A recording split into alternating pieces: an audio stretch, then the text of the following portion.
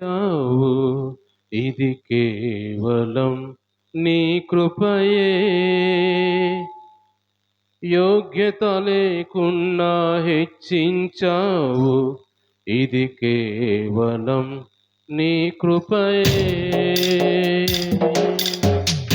అర్హత లేకున్నా ప్రేమించావు, ఇది కేవలం నీ కృపయే.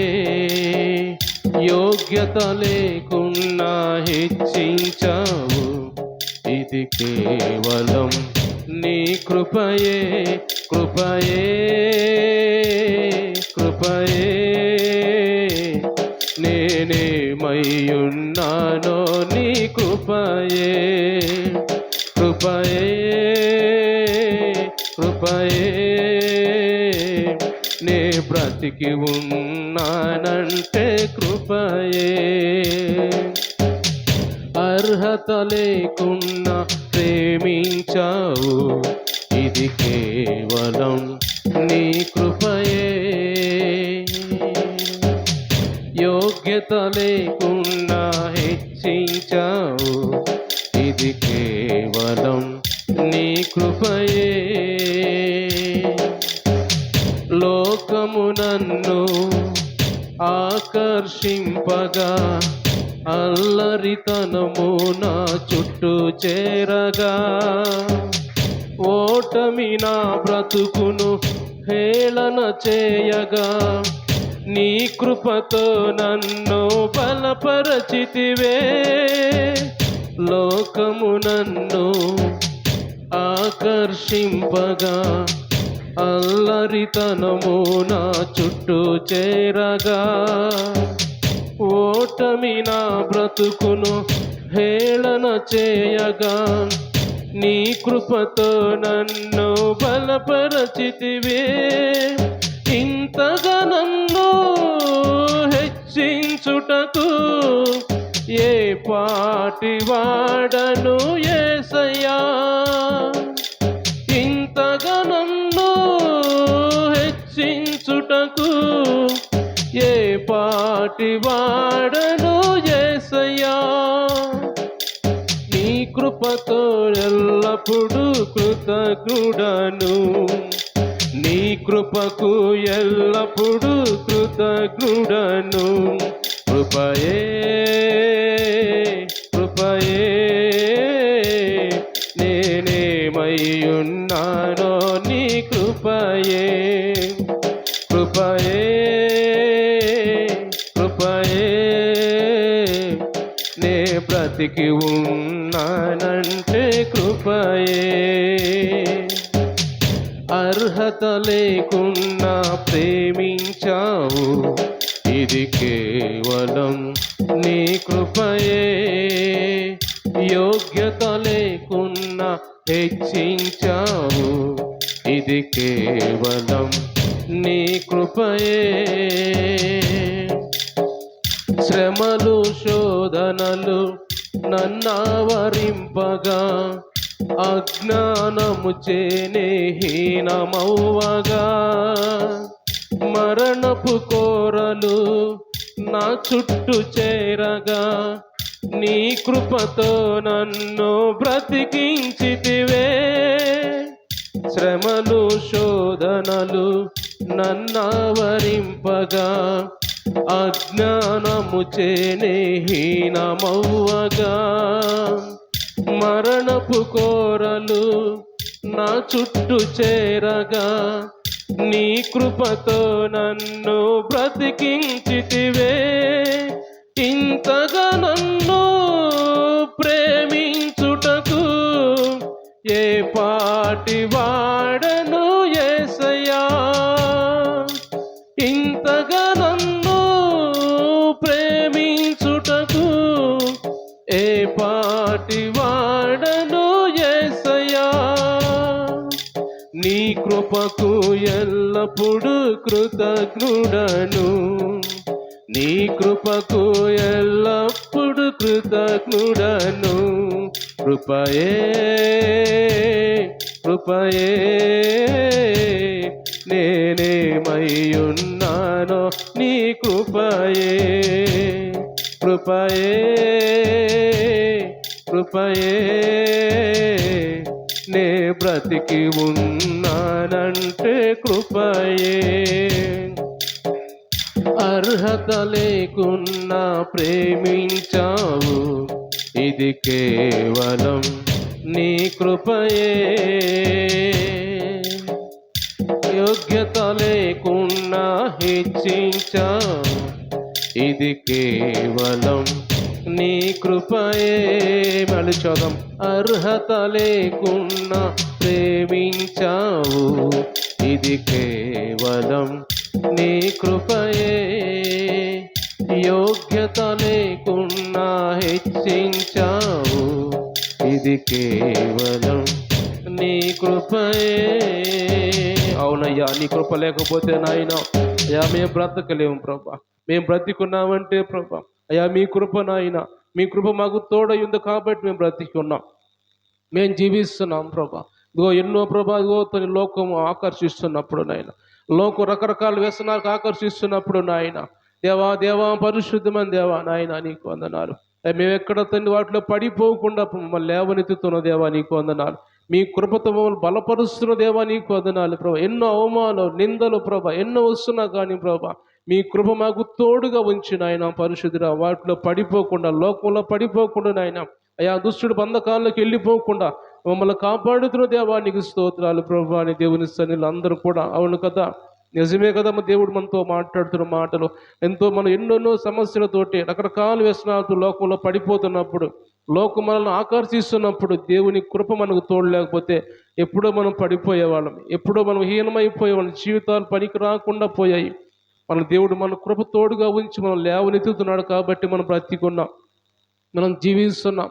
మనం ఎంత మాత్రం అర్హత లేని వారు అయినప్పటికీ కూడా, ఎంత మాత్రం యోగ్యత లేని వారు అయినప్పుడు కూడా దేవుడు మనల్ని హెచ్చిస్తూ మనల్ని ప్రేమిస్తూ ఉన్నాడంటే అది మన సొంత బలము కాదు, సొంత ఆలోచన శక్తి కాదు, కానీ అది కేవలం దేవుని కృప మాత్రమే ఉన్నదని దేవుడు మాట్లాడుతున్నాడు. అవునయ్యా, నీ కృప మాకు తోడు కావాలి. మేము బ్రతుకాలం అంతా కూడా మీ కృప మాకు తోడు కావాలయ్యా. మీ కృప లేకపోతే మేము బ్రతకలేము, మేము జీవించలేము ప్రభా అని అందరూ కూడా విశ్వాసంతో నమ్మకంతో ప్రార్థన చేద్దామా. పరిశుద్ధురా, ప్రేమమయుడా, జీవాధిపతి అయిన దేవా, జీవము కలిగిన దేవా, పరిశుద్ధురా, మీ శ్రేష్టమైన ఘనమైన నామాన్ని బట్టి మీకు వందనాలు, స్తుతులు, స్తోత్రాలు, కృతజ్ఞతలు చెల్లించుకున్నాం ప్రభా. ఇంతవరకునైనా మీ సన్నిధి మాకు తోడుగా ఉంచు ప్రభా. ఈ 40 దినాలు ఉపవాస ప్రార్థనలోనైనా 38వ రోజు మీ సన్నిధిలో ఈ విధంగా చేరి ప్రార్థించుకునే అవకాశం మాకు ఇచ్చింది దేవా, నీకు వందనాలు. వచ్చిన బిడ్డలందరూ జ్ఞాపం చేసుకోయా, దీవించండి, ఆశీర్వదించండి, ఆరోగ్యాలు దయచేయండి ప్రభా. మీ ఆత్మతో వాక్యంతో అందరూ నింపమని ప్రార్థిస్తున్నాం ప్రభా. ఇంకెవరైనా రావాల్సి ఉంటే ప్రభా, అతను ఆశ కలిగి ఉంటే ఇప్పుడైనా వారు మీ సన్నిధికి రావడానికి మీ సహాయం చేయమని ప్రార్థిస్తున్నాం ప్రభా.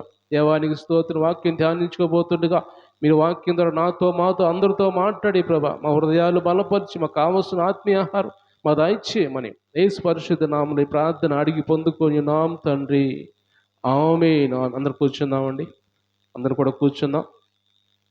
కొద్దిసేపు మనం దేవుని వాక్యం ధ్యానం చేసుకుందాం. అందరూ కూడా కూర్చుందాం. దేవుని పరిశుద్ధ నామానికి మహిమ కలుగును గాక.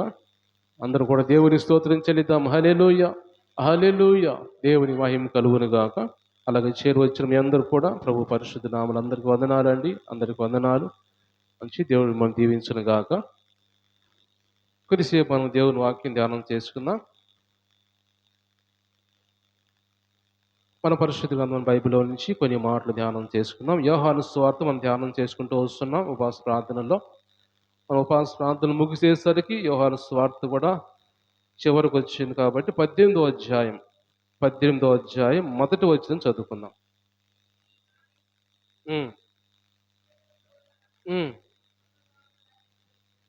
చాలు చాలు. ఇక్కడ మనం చదువుకున్న మాట ఏంటంటే, యేసు ఈ మాటలు చెప్పి తన శిష్యులతో కూడా కెద్రోను వాగు దాటిపోయాను. చదవమ్మా. అక్కడ ఒక తోట ఉండేను, దానిలోనికి ఆయన తన శిష్యులతో కూడా వెళ్ళాను. చాలు. దేవుడి వాక్యం ద్వారా మనతో మాట్లాడును గాక. ప్రియమైన దేవుని బిడ్డారా, మనం గడిచిన దినాల్లో మనము యేసు ప్రభు ఆయన ఈ లోకాన్ని విడిచిపెట్టిపోతూ మనుష్య కుమారుడుగా వెళ్ళిపోతూ ఆ ఆత్మస్వరూపిగా మారిపోబోయే ముందు, చనిపోబోయే ముందు శిష్యులను దగ్గరకు పిలిచి వారికి కొన్ని జాగ్రత్తలు చెబుతూ ఉన్నాడు. నేను వెళ్ళిపోతున్నాను, జాగ్రత్తగా ఉండండి, మీరు ఒకరినొకరు ప్రేమించుకుంటూ ఉండండి. నేను వెళ్ళిపోవటం, రాత్రి కాలం దేవుడు మనతో మాట్లాడిన మాట, నేను వెళ్ళిపోవటం మీకు ప్రయోజనకరం. నేను వెళ్ళకపోతే పరిశుద్ధ ఆత్ముడు ఇక్కడ రాడు, ఆదరణకర్త రాడు, కాబట్టి నేను వెళ్ళిపోవటం మీకు ప్రయోజనకరం అని కొన్ని శిష్యులను బలపరిచే మాటలు చెప్పినట్టుగా దేవుని వాక్యం చూస్తూ ఉన్నాం. ఈ రోజు కూడా దేవుడు మనతో మాట్లాడుతున్న మాటలు ఏమంటే, అక్కడ నుంచి ఆ లాస్ట్ సప్పర్ అంటే లాస్ట్ విందు అయిపోయింది. లాస్ట్ విందు అయిపోయి చివరిసారిగా శిష్యులకు విందు ఇచ్చాడు. లేచికన ఆయన ప్రతిరోజు అలవాటు ప్రకారం పోయే ఒలివ కొండ దగ్గరికి వెళ్ళి, ఒలివ కొండ దగ్గర ఆ గెచ్చమనే తోట ఉంటుంది. ఆ కొండల మీద ఒలివ తోట ఉంటుంది. ఆ తోటలో గెచ్చమనే తోట, దాని పేరు. గెచ్చమని అంటే ఒలివ అని అర్థం. అంటే అక్కడ ఒలివ తోటలోకి వెళ్ళి అక్కడ ప్రతిరోజు ప్రార్థన చేసుకునే అలవాటు యేసుప్రభుకి. ఆయనతో పాటు శిష్యులు కూడా వెళ్తారు. ఆ రాత్రి కాలము యేసుప్రభుతో పాటు 11 మంది శిష్యులు వెళ్ళారు. ఎందుకంటే యోధా ఇస్కరియోతు లేడు కాబట్టి అతనిలో సాతాను ప్రవేశించి రాత్రిపూట బయటికి వెళ్ళిపోయాడు. కానీ అక్కడి నుంచి యోధా ఎక్కడికి వెళ్ళాడంటే సైనికుల దగ్గరికి వెళ్ళాడు, యేసును అప్పగించడానికి వెళ్ళాడు. కాబట్టి 11 మందితో పాటు యేసు ప్రభు గెత్సేమనే తోటలోకి వెళ్ళి ప్రార్థన చేయడానికి మొదలుపెట్టాడు. అక్కడ ఏం ప్రార్థన చేస్తున్నాడు, అక్కడ మనం యోహాను సువార్తలో వివరంగా రాయలేదు, కానీ మత్తయి సువార్త 26వ అధ్యాయం మనం చూసినట్టయితే అక్కడ యేసు ప్రభు ఆ గెత్సేమనే తోటలోకి వెళ్ళి ఎలా ప్రార్థన చేశాడు అనేది మనం కొన్ని మాటలు చదువుకుంటాం. 26వ అధ్యాయము 36వ వచనం చదువుకుందాం.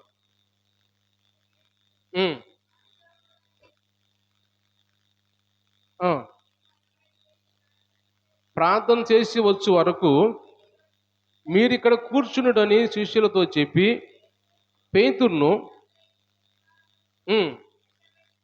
పోయి దుఃఖపడుటకును చింతాక్రాంతుడగుటకును మొదలుపెట్టాను.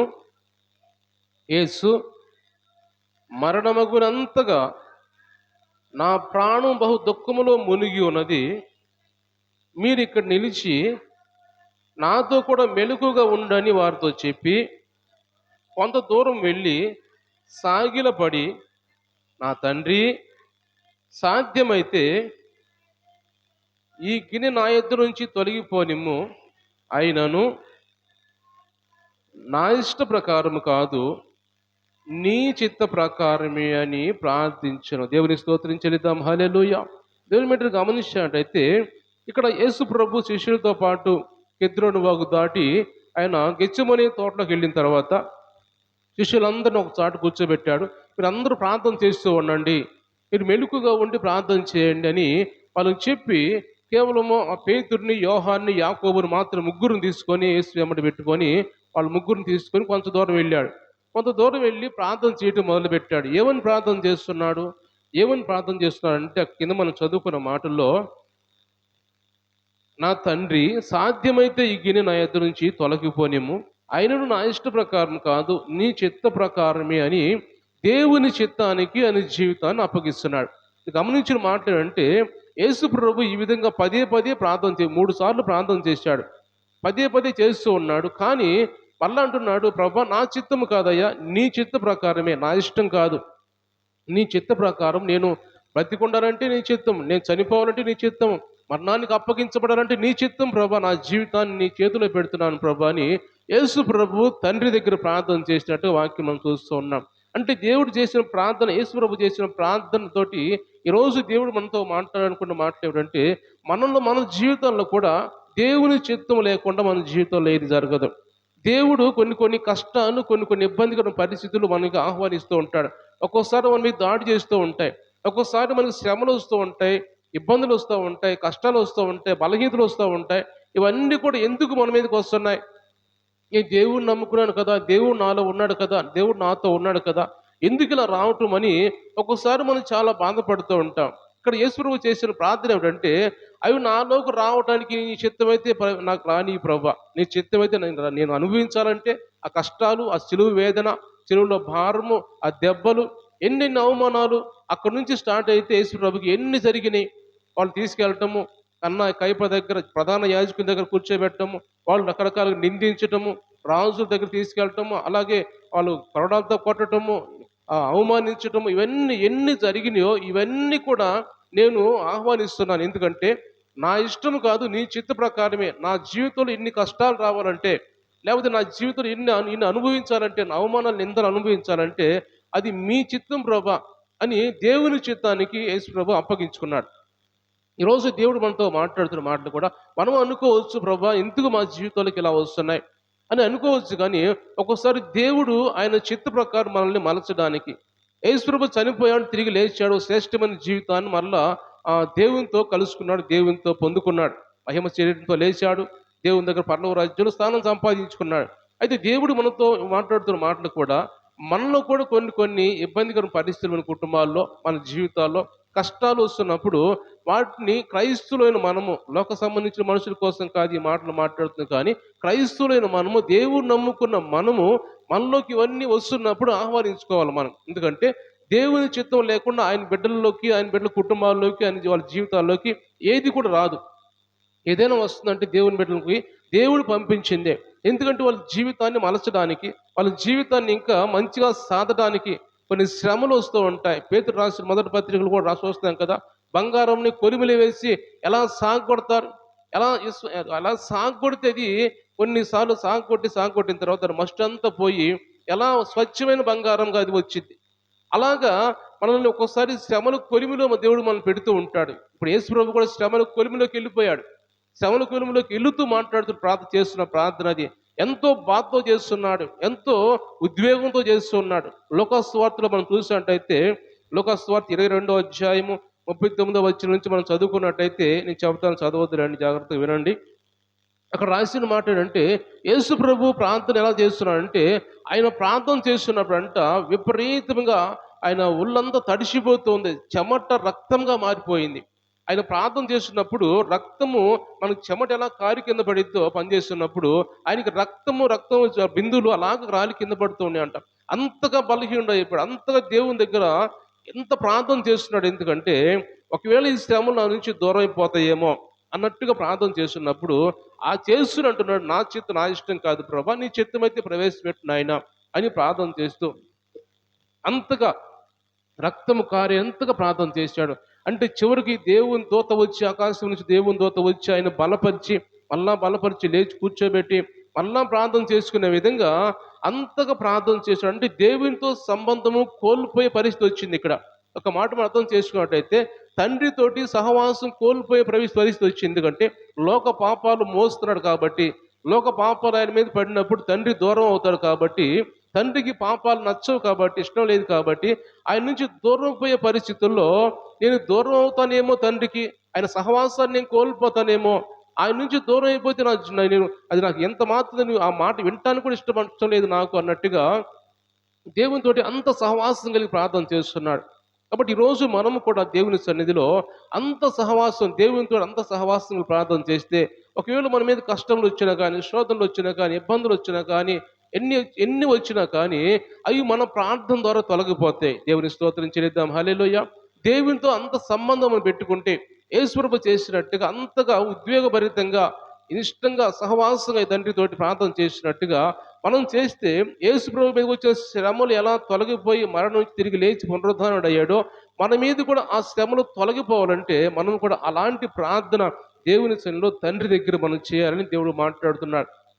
అలాంటి ప్రార్థన చేస్తే దేవుడు మనల్ని అంగీకరిస్తాడు. ఎంత ప్రార్థన చేశాడు దేవుడు, ఆ మాట మనం చూసినట్టయితే హెబ్రీయులకు రాసిన పత్రిక 5వ అధ్యాయం, హెబ్రీయులకు రాసిన పత్రిక 5వ అధ్యాయంలో ఎంతగా ప్రార్థన చేశాడు యేసు ప్రభు అంటే, అది ఎంతో ఉద్వేగభరితంగా ఆయన బాధతోటి, వేదనతో చేసిన ప్రార్థన అని మనం చూస్తాం.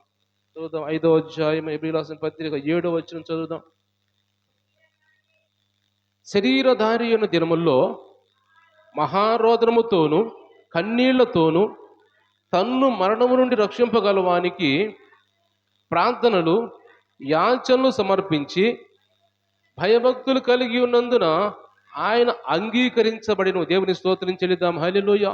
యేసుప్రభు శరీరధారిగా ఉన్నప్పుడు ఎలాంటి ప్రార్థన చేశాడు, ఆయన లోకాన్ని విడిచిపెట్టిపోయేటప్పుడు ఎలాంటి ప్రార్థన చేస్తున్నాడంటే, ఆయన యాచిస్తున్నాడంట దేవుని దగ్గర, కన్నీళ్లతో, రోదనములతో, ఆయన మహారోదనంతో దేవుని దగ్గర ప్రార్థన చేస్తున్నాడంట. ఎందుకంటే చివరి దినాల్లో ఆ శ్రమలకు అప్పగించబడటం అది ఆయన పెద్ద కష్టం అనిపించలేదు. యేసుప్రభుకి శ్రమలు అనిపించాలి, నేను నేను దెబ్బలు కొడతారు నన్ను, నా ఒళ్ళంతా చీలిపోతుంది, ఇవన్నీ ఆలోచన ఏమి లేదు. అవన్నీ భరిస్తాడు. కానీ ఆయన భరించలేనిది ఒక్కటి ఏమిటంటే తండ్రి నుంచి దూరం అయిపోతానేమో నేను, తండ్రి నుంచి నేను దూరం అయిపోతాను, ఈ పాపములన్నీ వచ్చి నా మీద పడుతున్నాయి కదా, తండ్రి నుంచి దూరం అయిపోతానేమో, అదొక్కటి భరించలేని వాడిగా ఉన్నట్టుగా మనం చూస్తాం. కాబట్టి దేవుని బిడ్డలు గమనించినట్టయితే బైబిల్లో మనం చూస్తే చాలా మంది కూడా శ్రమలు వస్తున్నప్పుడు వాటిని ఆహ్వానించే వారుగా ఉన్నారు. ఎందుకంటే దేవుని చిత్తం లేకుండా దేవుని బిడ్డలైన మనకి శ్రమలు రావు. నేను వచ్చినాయి అంటే దేవుడు పెట్టినట్టే మనకు అర్థం చేసుకోవాలి. దేవుడు మన జీవితాల్లో మనల్ని మార్చడానికో, లేకపోతే మన ఆత్మీయ జీవితాలను బలపరచడానికో, లేకపోతే మన ఆత్మలో పడిపోతున్నప్పుడు మనం ప్రార్థన చేసుకోకుండా ఉన్నప్పుడు మనల్ని బలపరిచి మళ్ళా మనకి ఏదో ఒక బలహీనత పెట్టి మళ్ళీ ప్రార్థన చేస్తే మళ్ళా ఆత్మీయంగా బలపడతామేమో అని మనల్ని మలచడానికి ఒక్కోసారి దేవుడు కొన్ని బలహీనతలు అనేది పెడుతూ ఉంటాడు. అవన్నీ కూడా మనం ఆహ్వానించుకునే వారిగా ఉండాలి. యోబు గురించి మనం చూస్తే యోబు కూడా ఏమంటాడు? యోబు కూడా ఎంతో ఆ దేవుడిని నమ్మినవాడు. దేవుడు ఎంతో యోబు గురించి మంచి సాక్ష్యం చెబుతాడు. ఎలాంటి పాపం చేసిన వాడు కాదు అని ఆ దేవుడు యోబు గురించి ఎంతో సాక్ష్యం చెబుతాడు. అలాంటి యోబు మీదకి ఎన్ని శ్రమలు వచ్చినాయి, ఎన్ని ఇబ్బందులు వచ్చినాయి, ఎంత బలహీనత వచ్చింది ఆయనకి, ఉన్న సర్వం కోల్పోయాడు. చివరికి భార్య వచ్చేముంటది, భార్య వచ్చి ఆ మాట చదువుదాం ఒకసారి. యోబు గ్రంథం 2వ అధ్యాయం చదివినట్టయితే, యోబు గ్రంథం 2వ అధ్యాయము 8వ వచనం చదువుదాం. యోబు గ్రంథం 2వ అధ్యాయము 8వ వచనం చదువు. ఒళ్ళు గోక్కున్నట్టుకై చెల్ల పెంకు తీసుకొని బూడిదలో కూర్చుండగా అతని భార్య వచ్చి, నీవు ఇంకను యథార్థతను వదలకొయ్యుందువా, దేవుని దూషించి మరణము కమ్మనెను. అందుకు యోబు మాట్లాడుతున్న మాట వినండి ఒకసారి. మూర్ఖురాలు మాట్లాడినట్టు నువ్వు మాట్లాడుచున్నావు. మనము దేవుని వలన మేలు అనుభవించుదమా, కీడును మనం అనుభవింపతగదా నేను దేవుని స్తోత్రం చెల్లిద్దాం. హల్లెలూయా. యోబు జీవితంలోకి ఎన్ని శ్రమలు వచ్చినాయి. యోబు ఎంత తాపీగా, ఎంత నెమ్మదిగా, ఎంత నాకేమి లేదు అన్నట్టుగా మాట్లాడుతున్నాడు.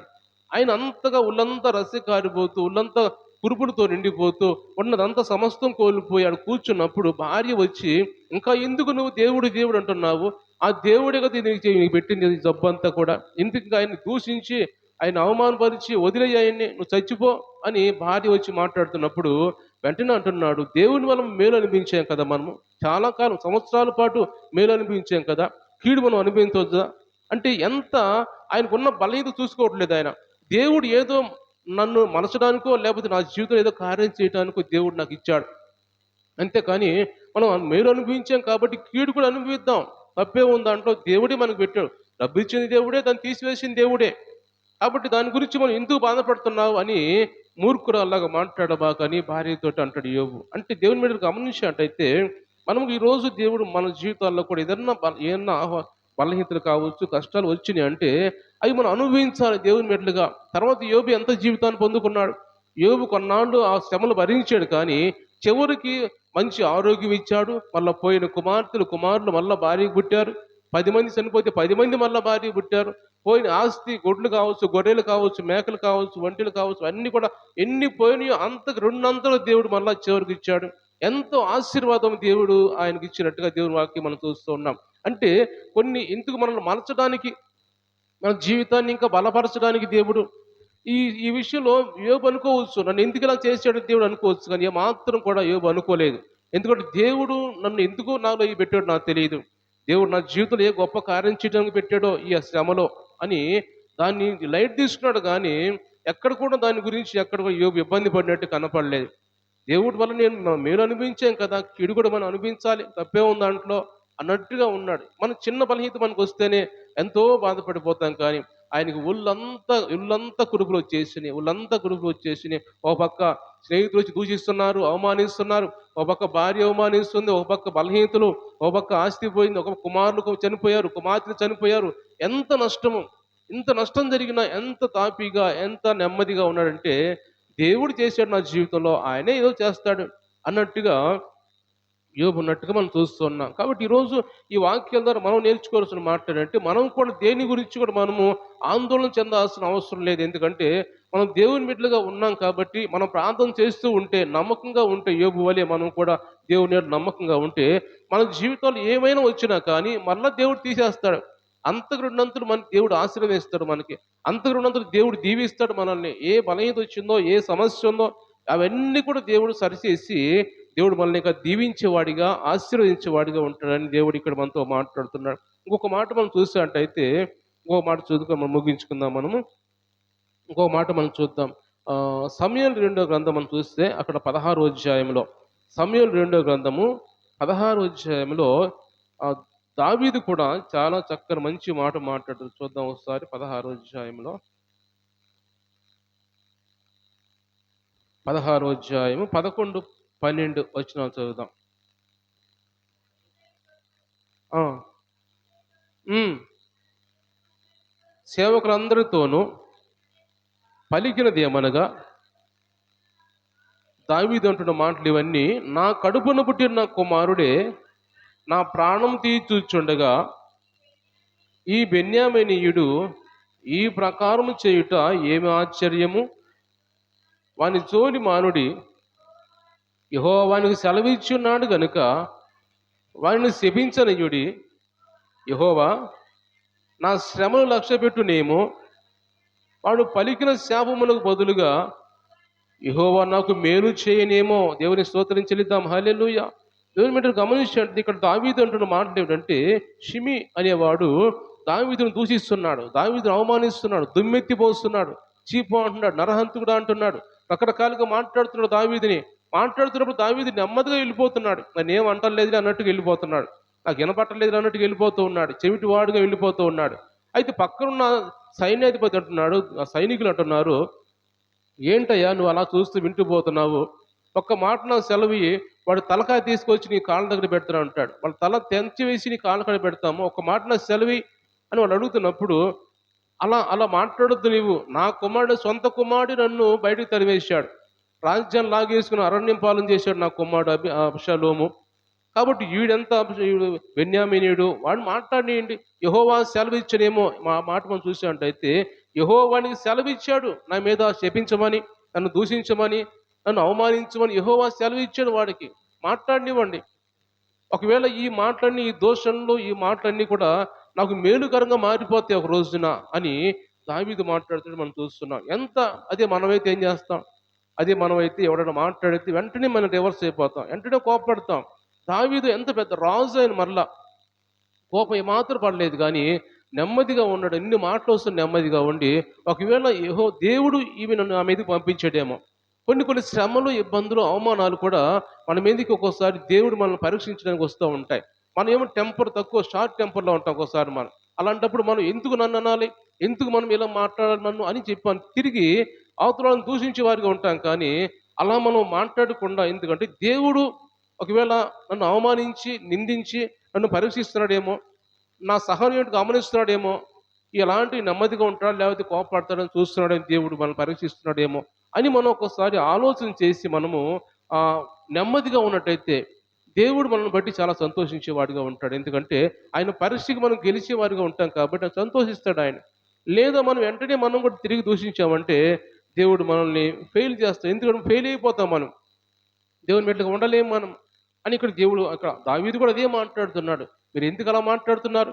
వాడిని ఏం అనమాకండి మీరు, ఎందుకంటే దేవుడు సెలవిచ్చాడు కాబట్టి అది నాలోకి రావాలి, నేను అనుభవించాలి దాన్ని.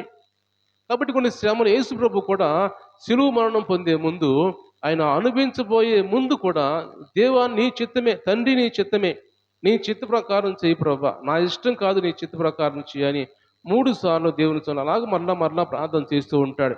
కాబట్టి దేవుడు తండ్రి ఎందుకు ఈ లోకాన్ని పంపించాడు యేసు ప్రభుని, అది జరగాలి కాబట్టి దేవుడు ఆయన చిత్తాన్ని జరిగిస్తాడు. కాబట్టి మనం ఏం చేయాలో, ఈ లోకానికి దేవుడు మనల్ని పంపించాడు, దేవుని బిడ్డగా మనల్ని మార్చుకున్నాడు. మన పట్ల దేవుని చిత్తం ఏమైందో మనం ఏం చేయాలో దేవుడు మన పట్ల నెరవేరుస్తాడు అది. అంతేకాని మనం సొంత ఆలోచించి ఇంకా మన సొంత మాటల్లో, సొంత మార్గంలో ఏమని చేయాలంటే అది ఏమాత్రం ముందు కొనసాగదు. ఎందుకంటే దేవుడు నిన్ను, నీ మీద గందృష్టి ఉంచాడు. దేవుడు నీ పట్ల ఆయన చిత్తం ఏమైందో ఆ చిత్తం జరిగిస్తాడు అంతే.